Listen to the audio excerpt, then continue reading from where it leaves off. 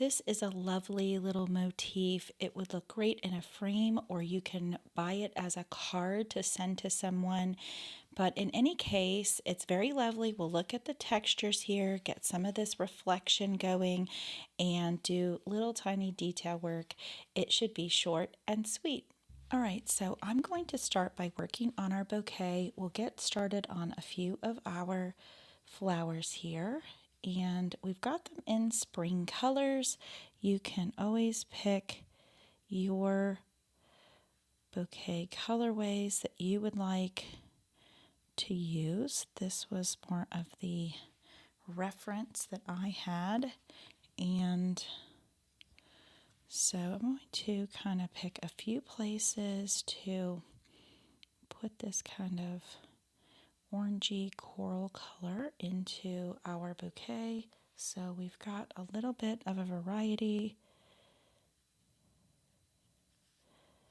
and we want to get a little bit of pigment here. We don't want to go around every line or fill it completely in. We want to leave some white. We want to really dab in, grabbing a little bit of yellow there, some vibrancy in here. So now I'm just taking this hibiscus and adding it in here just to make sure we've got that. And now I'm going to start adding in some of the pink so we can make sure to have a balanced bouquet, kind of grabbing those edges just to make sure that we close out the white of that space. And I've got a little bit of the sunset. So this is part of my Cottage core series, and this is a little fancy for our little cottage, but I think we can all appreciate a few moments of fancy in our common everyday life to just kind of bring things up a notch. I've got some fun little fancy things I put here on my desk, my little paint space here, just to get in the mood. Let's see, looking in my reference to just kind of see, you can find the reference I just showed you on Tamery.com. It's in the Cottage series, so you can just go in the search area and find the reference photo. I have a little shop, and so if you bought the motifs there, then on the packaging I have a QR code that will take you right to this motif, and hopefully that's where you found this video, so you'll see right there the color version that you can just kind of have it out on your phone, or if you're watching this video, just take a good look ahead of time and pause and look back at it if you need to. So I'm putting in some of these light pinks that were in the reference. I really liked this bouquet. It's a little bit unique and different. I think these would look nice in a nice lavender if you like that kind of colorway also. I'm a mom of 4 sons. They're all adults now, but I didn't have any girls, so sometimes pink just is a nice rest from all of the blue and boys and Hot Wheels and things, so that's why I like all this pretty stuff. And I have these things. I painted this picture, and I found this frame, I think, at like a garage sale or something. I love it. I wish I could find another one like it. And then this little turtle paperweight that's over here came from my precious grandmother's desk. She was an artist, and she didn't do watercolor, but she did paint oil paintings. So I have a few of those here in memory of her in my house. And She thought it was fun that I started to watercolor. I'm going to go in here and I've got this kind of bright green, and only if, oh, that wasn't dry yet, because that's where I made that mistake. Just went right over it again. If I wait for that to dry, it's going to set up better, and did not pay attention. And so I want to find the very tip of my brush. Got the most minerals there. I'm not pushing down hard, so you can test on your tester. If you've got my Take and Paints, you've got this little piece here to try out your colors, and you can test your fine motor skills here. And we may go back with a little bit of a poppier green in a second, but I want to get this first layer down. Not going for perfection, I'm going for fun and hopefully enjoyment, and I can have something to frame that doesn't have to be world famous. It can just be nice and lovely. So hopefully you don't put too much pressure on yourself. We're not being graded here. I did go to art college and we did have to be graded, which is kind of funny since art is so subjective. But, you know, it's college, you gotta get graded.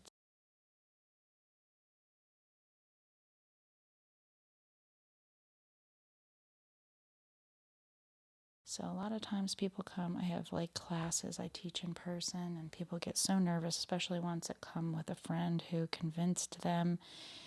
And I always ask for a show of hands on anybody who was at my class to become a world famous artist. And I've never had anybody raise their hand saying that was their goal of coming to my class. So I think it puts everybody at ease to know that it's just for fun and you can keep working at it. You can get better, but why should we take something so lovely as art and be stressed about it? So I'm talking a lot here. Hopefully you can kind of see what I'm doing. Just tapping in some of this color, and I'm looking in my reference to just kind of see what is what, because when you're looking at a pile of lines, it's really difficult to know what you're looking at, and especially this, I don't even know what that is, so I'm going to put it in pink and try to figure it out later. We're going to get a little bit of purple and put some light lavender. It's a little too much, so I'm going to clear off my brush a little bit. If you get too much pigment, you can just come and kind of wipe it with your brush, move it to somewhere else. I'll make sure to get enough water in there this time so that doesn't happen. And got some kind of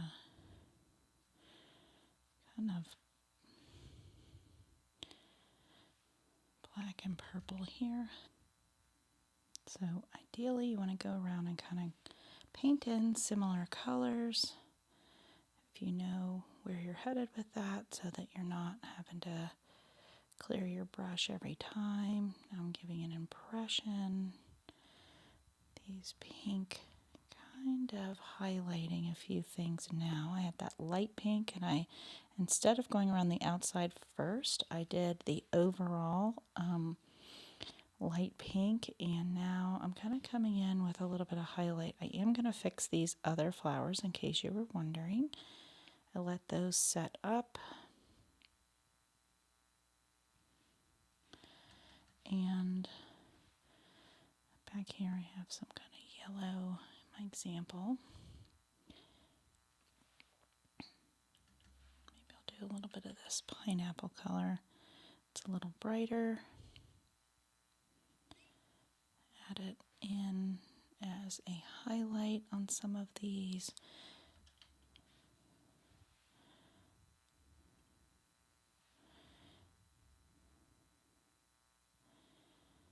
You can see I'm just dropping in a little bit of that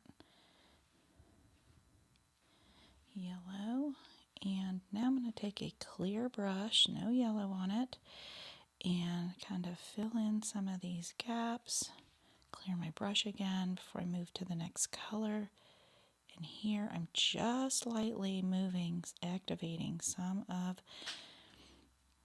that paint. I don't want to fill it all in, but I'm getting rid of some of the white of the paper, so just lightly. So you just have to be careful to work from the very tip so that it's not adding too much water as you go. And these are green back here. They're totally closed. And that was pink. Missed that. Oops, I got that coral color in there.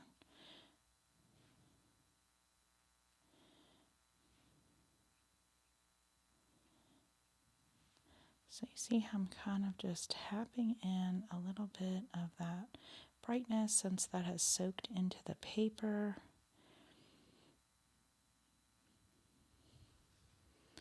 And I'll just put a little bit as a highlight on some of these delicate flowers to give it some contrast.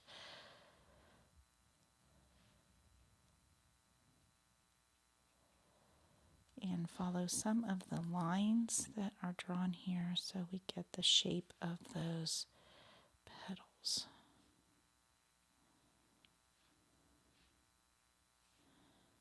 Now that is a pink and a kind of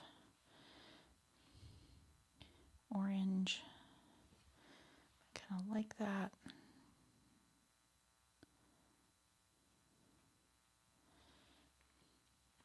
I think I kind of had a nice bright yellow at the center of some of these, which makes it sort of pop.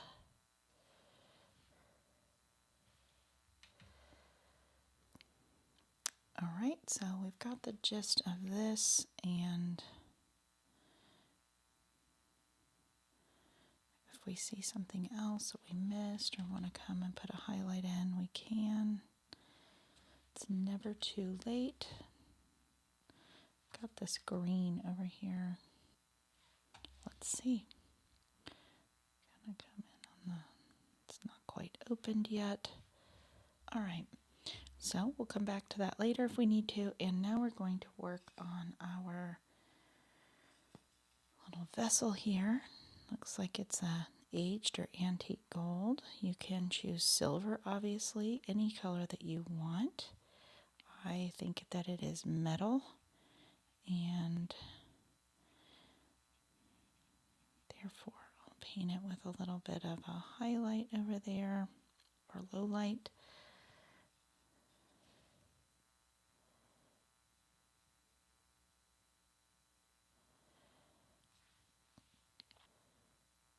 I'll just kind of use that as a bit of a shadow that'll probably go in later and work on a little bit more. This whole side is a little bit darker. And of course, right under here where there are flowers, it's going to be a little darker as well.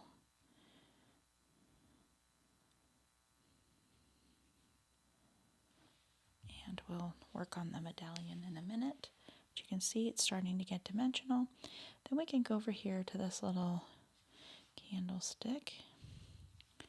And the one that I used as a reference, I kind of put this little setup together, I think was actually just white. I just liked the shape of it, and I felt like it went well with my design. So we're getting some of these little fur areas here where he's got different colors. He's a vessel, so that's why that's open there. So you can choose whether you want to do it as a vessel or not. You can just close that in. He's got his little ear on the other side. And I think I want to put something in here, maybe a few little fuzzy lines since it's It's a ceramic dog with fur, so we don't have to be too perfect. So I want a strong black here because I'm going to do the dog's nose so carefully. I'm going to do his eye, and I'm going to go along here and kind of fill that in. And I do want him to have a little bit of, he is like white, but I want a little bit of gray in there just to kind of give some dimension. All right, now we can take our brush and clear it and just kind of close in some of that white by going across it like I showed you before. And on this candle, I've got some of this gray here. I'm going to go along that one side and here just to kind of show it's got texture.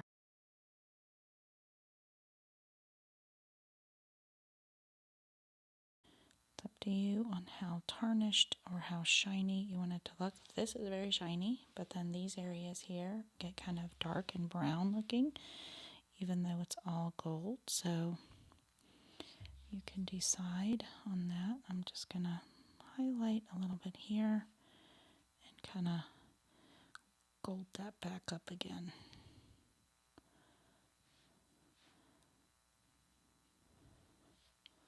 And now put that over that brown. Looks a little more like metal. Get these little tiny flourishes.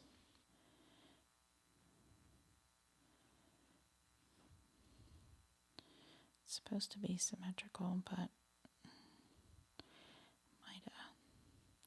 so hard to do that.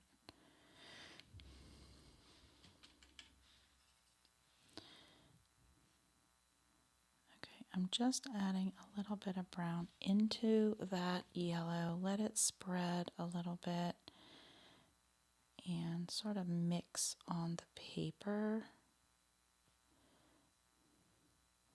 This is a little darker than my original I'm working from. I want to pull just a tiny little bit out of that one scroll right there. Don't have to be perfect because it's all going to be gold. Go around this with kind of a yellow.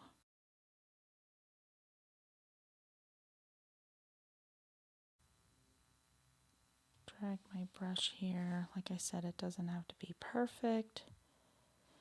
In just a few places. Just adding that texture and irregularity wherever the light is shining and hitting it based on what's in the room. We're in a little cottage, so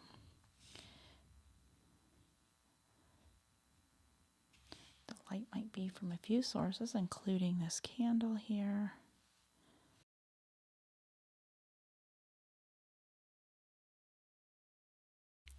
While we're waiting on that to dry, and I'll just show you, this one is a lot more muted. It's more of a cream color versus gold, so you can see how you could make it several different ways. Okay, on this dog here, I did a little turquoisey book. I thought it looked nice with the oranges and pinks that I had.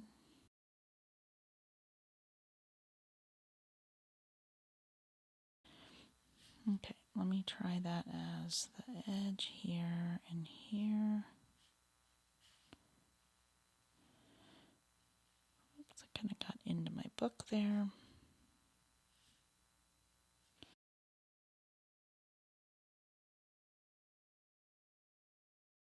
A little bit of this gray and kind of fill that in with some gray and get rid of all of this. I don't want it to be all brown. I'm not getting rid of it, but I'm just kind of redistributing some of that.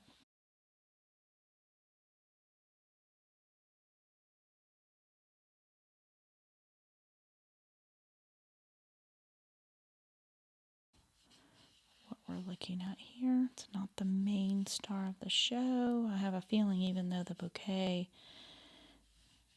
seems like it should be the star, it might be this little dog right here. be fun if it was the owner's dog and they had it made for them. But we don't know. We can make the story up ourselves. So now we want to get in here and paint this mirror. So we can use some of this blue from the book we did, or mix up a very watered down blue to kind of give the impression of glass. You go very carefully around these stems. Spread that there and there. I'm going to pop that in back here. And I might just, now that I have the rest of that filled in, I'm just going to use that as a bit of a, see our shadows coming this direction. So it's being reflected in the mirror a little bit.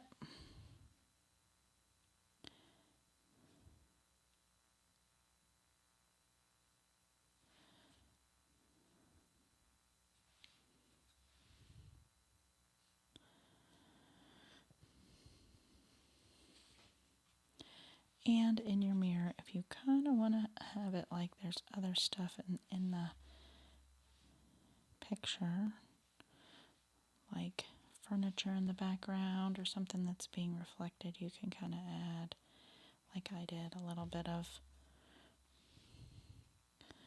other things. Could be a little bit of the pinks from the flowers that is being reflected. And I need to fill this in a little bit. This is a flower. Like I said, you can kind of start to see some details you may have missed as it all comes together. We're getting close. And then I had cast a shadow. I did the background. So you could finish just like this and it would go into a frame.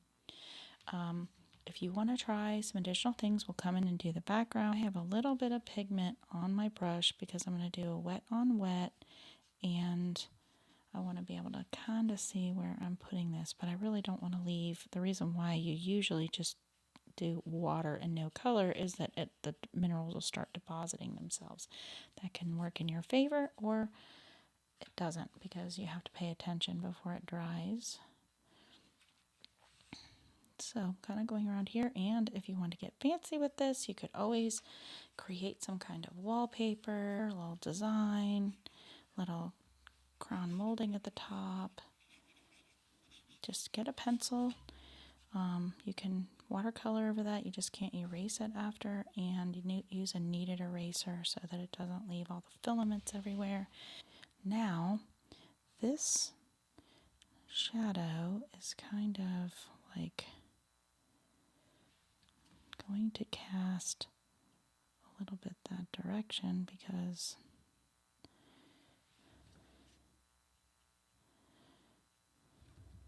it's far, and I'm almost using like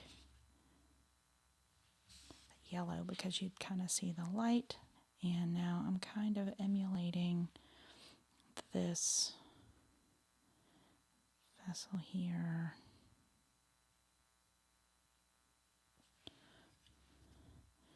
And now very lightly kind of filling that line in.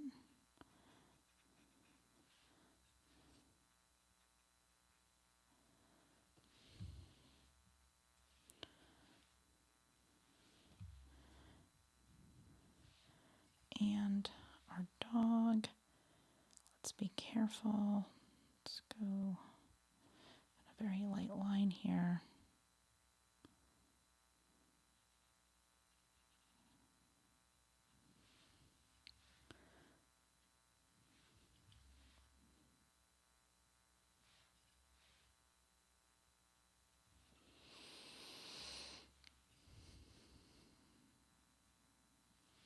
Has a little bit. Now it's right on the wall, so the shadow won't be as far. And we want to kind of do a thin line. Then we can kind of push a little bit farther as we go up. And some of this will be a little bit farther from the wall. We can make it bigger.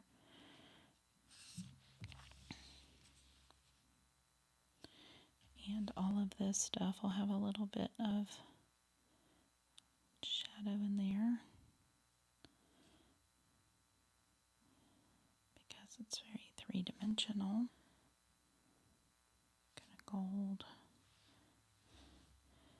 And you may want to then go and just kind of pull a little bit. I always say to pull toward yourself, and then I don't listen to what my advice is. Like this, and now I'll kind of come in here on some of the lines that I drew and just follow them here and there to give that dimension. And definitely under here, if I imagine that's like an overhanging tabletop. So you can play with this endlessly and keep adding different layers as long as you don't overwork it, but that's the gist of getting that bouquet and to look dimensional and adding those shadows in here and kind of have that romantic look with your cottage bouquet.